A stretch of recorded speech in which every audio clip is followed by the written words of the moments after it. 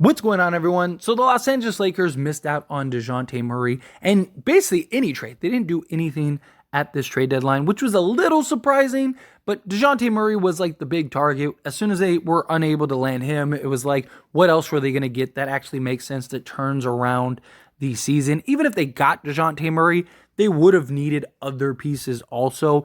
I think if the Lakers landed Dejounte Murray, I think that they would have been more aggressive and tried to get other pieces. But I think to the Lakers, it's like, okay, we didn't get Murray. What's the point of just going and getting some, player to come in and may or may not make any type of impact? So I get it. And the Lakers, they like the star hunt, right? They're the big game hunters, right? They like the star chase. And of course, it looks like that's what the Lakers are going to do this offseason. So we got a couple new reports, and this is kind of the last time I really want to talk about it, unless there's something crazy that happens. But it's kind of my last little talk on a Dejounte Murray, Donovan Mitchell, any of the stars until the offseason. Once we get back to the offseason and it's actually a real possibility we could start heading in that direction, then we'll talk about it. But for now, we got other things to focus on, the buyout market, stuff like that. But we did get some news and updates that I did want to touch on that I do think is pretty interesting. So, a couple things. Number one is that the Lakers and the Atlanta Hawks are expected to touch base again in the offseason and see if they can maybe renegotiate and figure out a way to get a deal done for Dejounte Murray. That the Lakers are still interested in Murray, and the Hawks still want to move off of Dejounte Murray. And so it's very likely that they're going to touch base again. Lakers would also have more assets and picks. And depending on how the Lakers season goes and the Hawks seasons go, it's very possible that both sides are more willing to make moves. Also, other teams may be more willing to take on other pieces and be that third team. So the hope and idea is, especially in the offseason, where you have a little more flexibility, you can take on more contracts or players. You can kind of go over the 15 count and stuff because you can always just waive more. Things are easier to get done in the offseason. So that's kind of what I've gathered from the report, is that both sides are still very interested in getting a deal done. They just weren't able to get it done by the trade deadline. And so the Lakers could still explore that with the Dejounte Murray front. But sticking with that, Trae Young.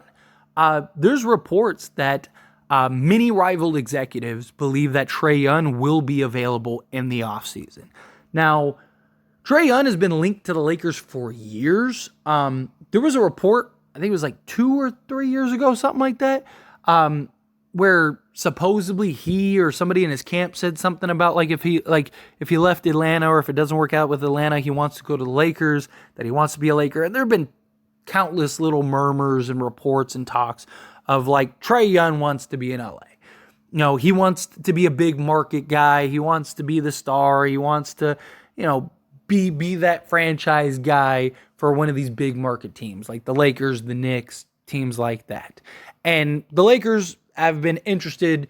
I mean, there were even reports and rumors in the offseason and this trade deadline that the Lakers would touch base about Trae Young, but Atlanta doesn't seem determined to trade Trae Young, right? Their whole plan is to build around Young and Johnson. That's what they want to do. They kind of want to unload off of everybody else, trade Dejounte Murray.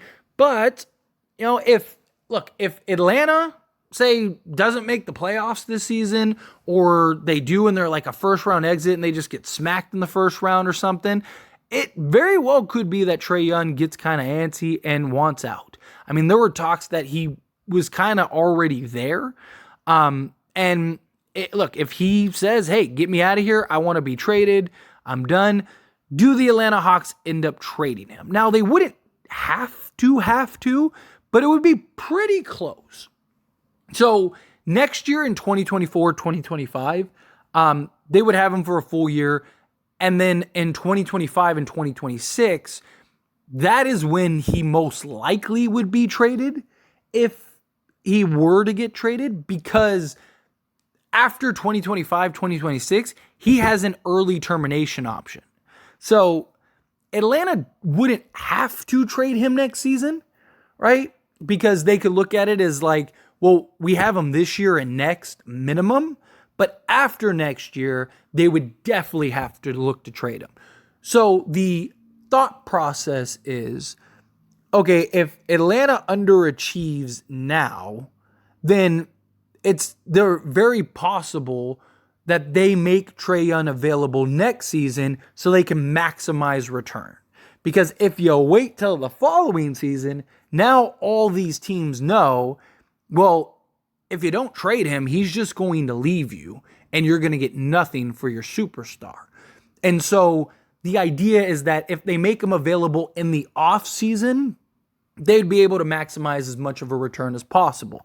Now, Trae Young could try to push his way to the Lakers. There is always the possibility of like a Damian Lillard or a Donovan Mitchell situation where a team just kind of takes a flyer on him and says, hey, we'll trade for him for a year and trust that he'll stay. Or I guess technically they could keep him for 2 years and say, hey, we'll take it for 2 years and trust that he'll stay. Or, we win a championship or something, then there we go.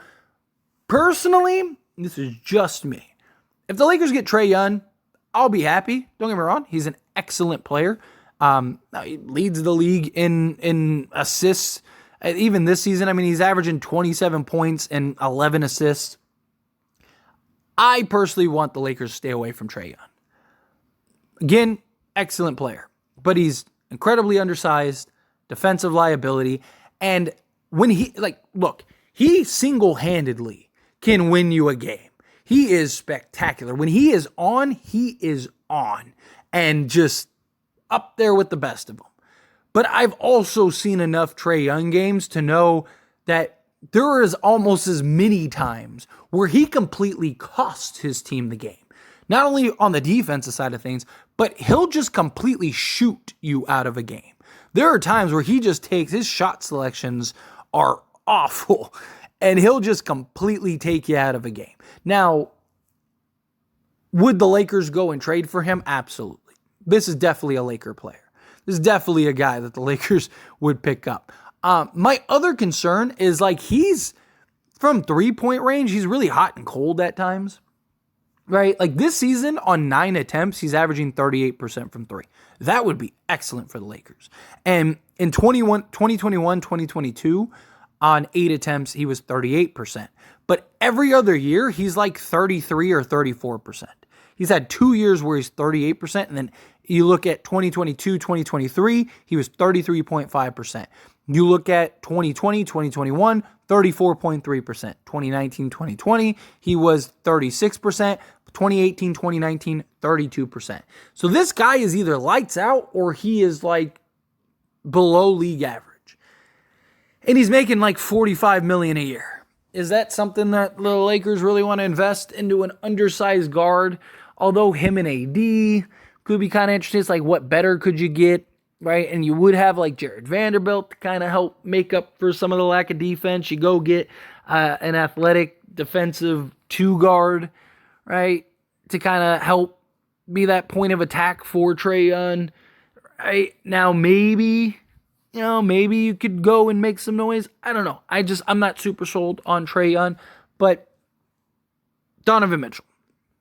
So all the reports, all the talks are the Lakers believe that they can land Donovan Mitchell in the offseason. And that they're kind of that was one of the things about this trade deadline. Okay, nothing's available. We're going to have 3 firsts in the offseason plus 3 pick swaps and 4 or 5 seconds. So we'll have plenty of assets to go and trade for a superstar. We have plenty of assets to go and trade for a star. Let's go get Donovan Mitchell. Here's my thing. I don't believe that the Lakers have a realistic chance of getting Donovan Mitchell. Now, never say never. Stranger things have happened. You never know, right?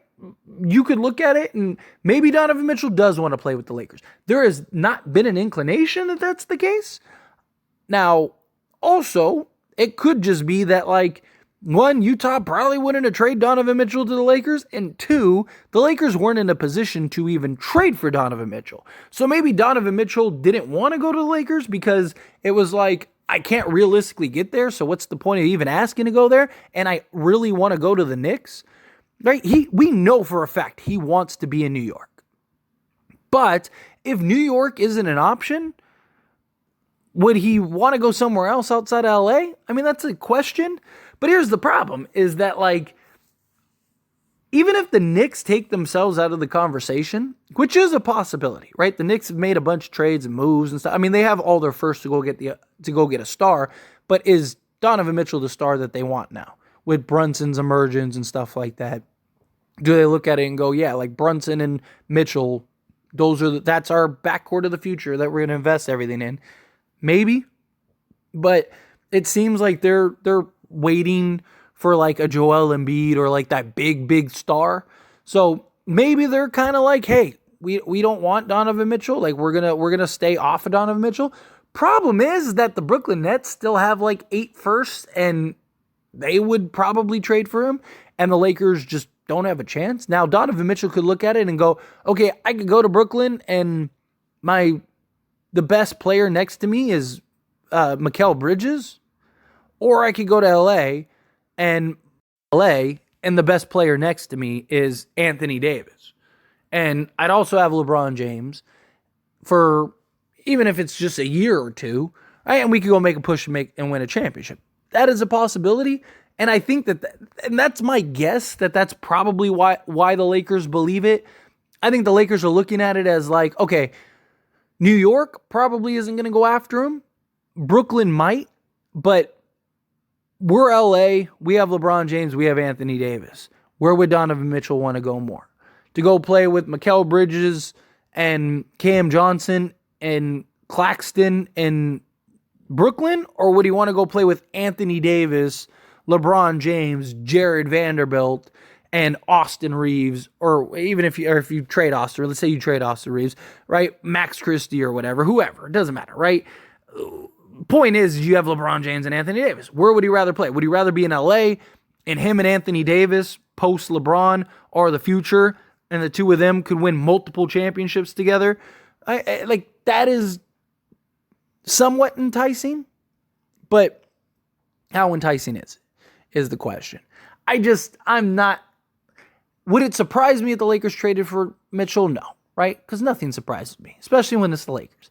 If you told me 10 years ago, oh, LeBron James is going to be a Laker, I would have been like, yeah, same thing with Anthony Davis. If you said 10 years ago Anthony Davis was going to be a Laker, people would have laughed at you and told you were delusional and you're crazy. So it's not really, again, people ask me all the time, like, do I ever think Luka would be a Laker or whatever? Like, probably not, but would it surprise me? No. Because again, Lakers are known to get the big superstars at some point. So, I wouldn't shock me. But look, the point is the Lakers want to go get that third star. That's the plan. The goal and the plan is let's wait, let's be patient, let's go get that other superstar.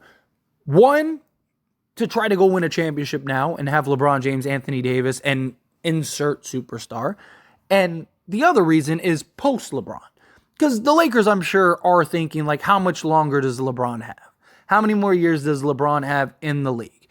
And if we can go get that other superstar, well, then LeBron can kind of be, as he, like, starts to hit that decline, whenever he hits that decline, if he ever hits that decline, he can kind of, take a back seat and kind of be the third option, kind of take on maybe that sort of Magic Johnson style role. And you have like the Anthony Davis and Mitchell or Trae Young to kind of handle the workload for you, at least in the regular season. And then once you're ready to sail off into the sunset or go play with your sons or whatever, then we at least have a Trae Young and Anthony Davis or a Donovan Mitchell and an Anthony Davis to continue our build around and compete for NBA championships. Plus, it's just the Laker thing. It's what the Lakers have always done and will always continue to do. Right? The entire existence of the Lakers, it's always been about go get the stars, go get the names, because those are the guys that win championships. And it's true. Right? I mean, look at Karl Malone and Gary Payton, Steve Nash and Dwight Howard. Right? It's what the Lakers do. They go and they wait for Kawhi Leonard and get burned. Wait for Paul George and get burned. Wait for Kyrie Irving and get burned. Wait, trade for Dwight Howard and get burned. Right?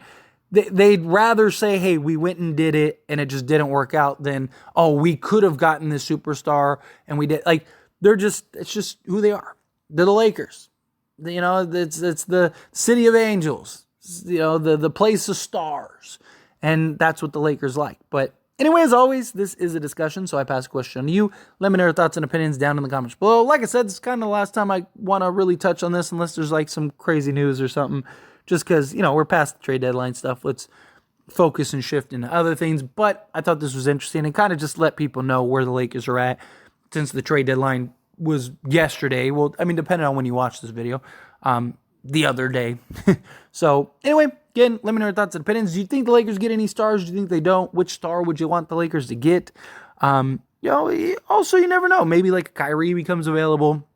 Look, every year there's a star or all-star level player that wants out and wants to be available. You saw it last offseason with Damian Lillard. Before that, it was Donovan Mitchell and Kevin Durant and stuff and Kyrie Irving. Every year, there's at least one guy that wants out. And the Lakers are looking at it as like, there's probably going to be at least one. Let's go make a play. Let's go make a push. So, but that being said, if you haven't liked this video, hit that like button. Helps me a lot. Lets me enjoy these types of videos, and I truly appreciate it. Now, subscribe to the channel. Hit that subscribe button. Turn on the bell notifications. Appreciate y'all. See you in the next one. Thank you.